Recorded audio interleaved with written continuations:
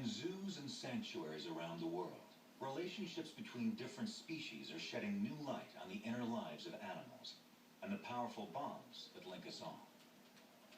Matani, the retriever, may weigh less and not be as fast as the cheetah, but she's the one who rules this relationship. And Kasi, the natural-born hunter, is just fine with that. It's an interesting relationship, and it's one that we develop and we help them develop and cultivate.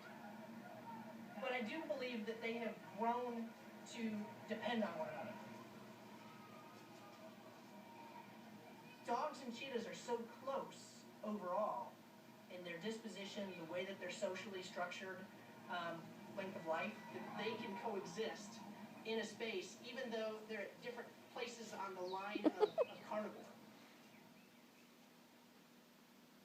These similarities led the keepers of Busch Gardens to embark on a pilot project 1 year ago, pairing a young cheetah and a puppy to see if they could form a supportive relationship. In the beginning, we made the choice to put them together.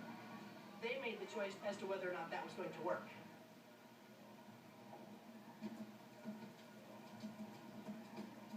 They were actually both orphans, if you will. Kasi the cheetah was born at Jacksonville Zoo. The other 3 cubs actually passed away, and the mother cheetah was not able to raise him. And so, at that point, Kasi needed a home.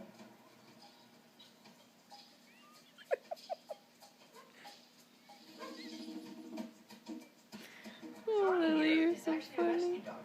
We collected her from one of our local rescue centers. Relationships are about personalities and them gelling, you know, and it doesn't matter so much what the species is.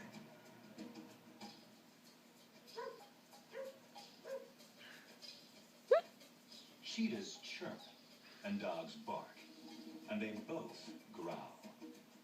Kasi and Matani's comfort with each other has been shaped by their shared ways of communicating, which gave them a running start at understanding one another.